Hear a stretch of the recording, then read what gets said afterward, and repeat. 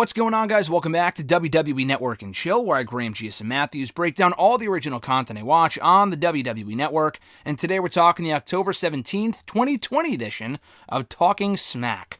So I'm very happy Sami Zayn ended up back on SmackDown, or remained on SmackDown, rather, in the 2020 WWE Draft, because it looks like, at least for right now, he might remain Kayla Braxton's co-host for this show, as he was on this episode. He is very entertaining. He can be a bit overbearing and annoying at times, but he is very, very good in this role. Xavier Woods was great too, but Sami Zayn is more, I don't know, they're both great for different reasons, so I'm hoping they can keep Sami on the show for as long as possible. This was a great episode of Talking Smack, one of the best in recent memory, and the show has been very good overall since it was brought back in August. But of the recent episodes that I can remember, this was one of the best, in my opinion, so just as they open the show with the sight of Kayla and Sami as the hosts, Xavier Woods crashes the set because he was on SmackDown last night. He was in the New Day 6-man tag team match. He's on Raw now. He got drafted to Raw, and he had his farewell from Talking Smack a week ago, not as a guest host, but as the not as a co-host, but as a guest on the show. But we got to see him one more time. He crashed the set, hugged Kayla, and then ran off, which I thought was great. It angered Sami. It was awesome. So they first welcome on their first pair of guests, and I love how on this episode of Talking Smack, they waste no time in recapping SmackDown or this or that Raw talk. They literally waste 5 minutes of the fucking show talking about what we just saw on Raw, adding pointless analysis. It's a complete waste of time. Here, they don't do that. They got right into it here with Rey Mysterio and Dominic Mysterio. Rey, of course, calls SmackDown home. That's where he called home the Blue Brand for the first 6 years of his career. 02 to 08, he came back in 09, he was there through 2011, and then when he returned to the company in 2018, he was there for about 6 to 7 months or so. SmackDown is his home. He's done some good work on Raw, but SmackDown is the home of Rey Mysterio. Sami Zayn just calls the entire storyline with the Mysterio family, Rollins, Murphy, a complete mess. And they asked Dominic, were you guys frustrated, or they asked both of them, really, were you guys frustrated or disappointed when Rollins got drafted to SmackDown and you weren't initially? And obviously they were later on. But Dominic said, yeah, I was pissed before we found out we were on SmackDown too, just because we feel that we have unfinished business with Seth Rollins.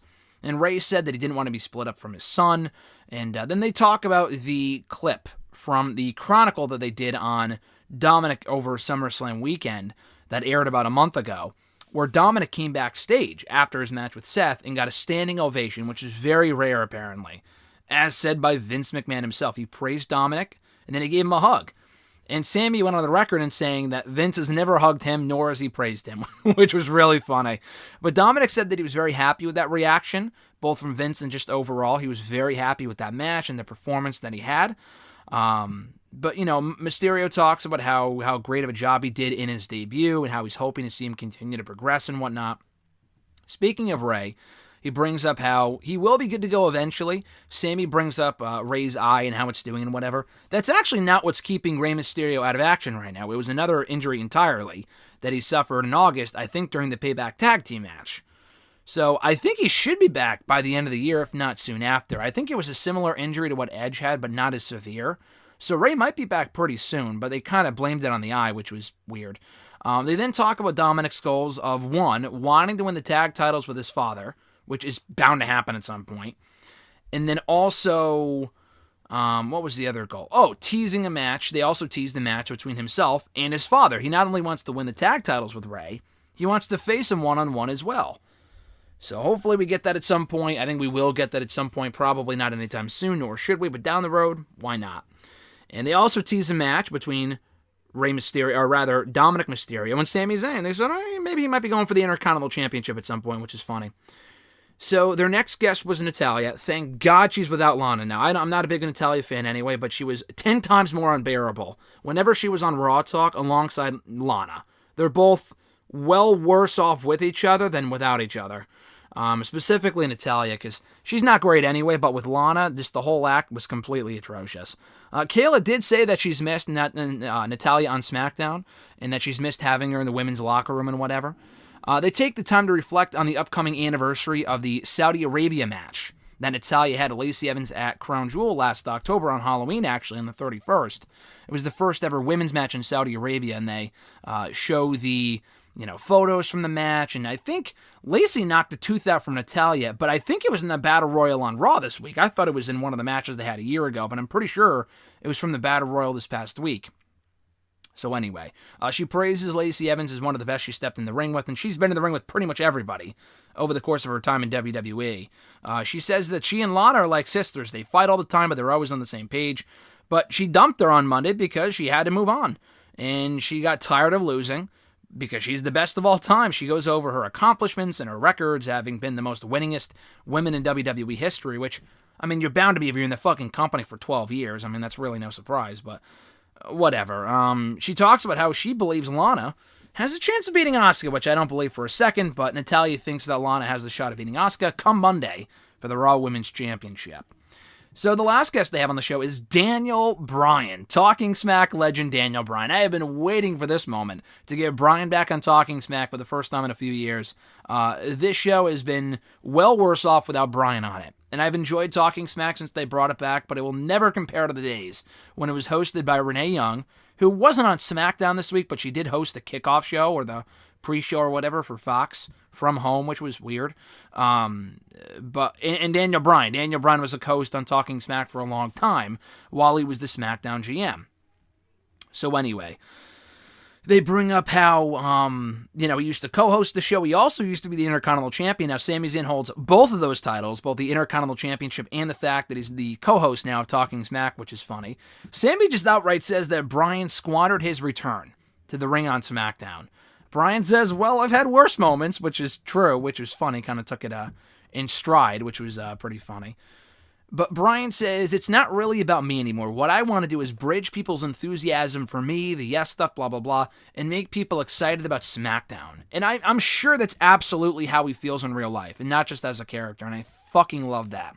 He says he loves the Street Profits. He put over Bianca on SmackDown, the Riot Squad. I'm sure that's no coincidence. I'm sure he absolutely picked those people out on purpose because he's very happy about them coming to SmackDown.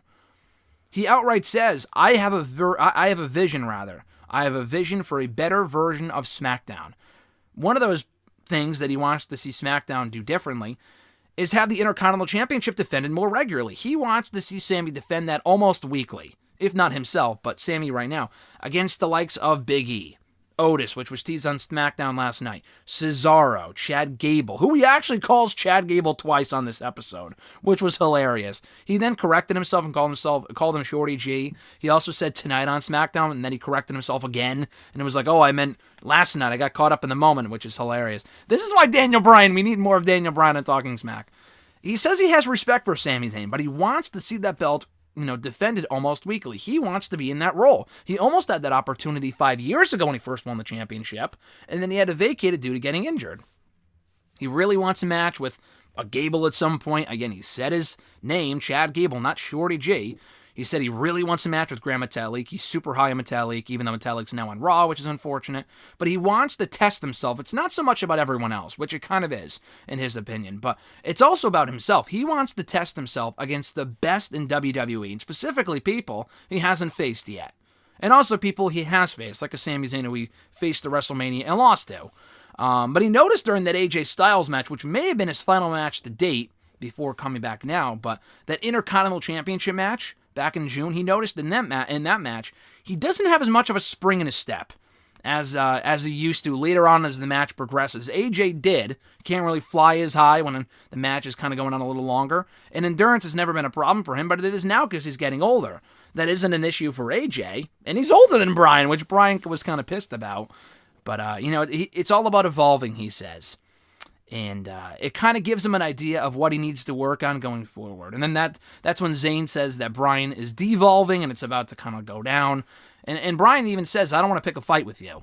But Zayn doesn't care. He kind of just trash talks Bryan, and they have to go off the air because the show at the 25-minute mark. And they just, Bryan's like, oh, back in my day when I hosted this show, like we always used to go over. And Zayn's like, oh, we can't just buy 4 minutes of TV time or whatever, like 4 more minutes. We can't buy 4 more minutes. And then Bryan's like, oh, this show's going off the rails. The show's going off the rails. Flat Earth. And then it just fades to black, and I fucking died. Because if you've watched Talking Smack before, you would know it was on Talking Smack that Bryan called out AJ, not for being a flat earther, but for thinking there's the possibility of there being a flat earth, which is just fucking hilarious. So you brought that meme back here on the show. It was so great. This episode is worth it for that one line alone at the end. But it was a great episode. I thought Bryan was the best. Natalia was more bearable than usual, and I thought the Ray and Dominic stuff was also really, really good. So, great episode of Talking Smack. Check it out right now on the WWE Network for October 17th, 2020. Be sure to like the video, drop a comment, share the video, and subscribe to the channel for more daily content. Hit that little bell button as well to be notified every time a new video goes up. Check out more of my Talking Smack reviews in the description box down below, in the playlist entitled Talking Smack Reviews. More videos on the way on the daily, so again, be sure to subscribe, guys. Have a great rest of your weekend. I'm Graham G.S. Matthews, and I'll catch your ass down the road.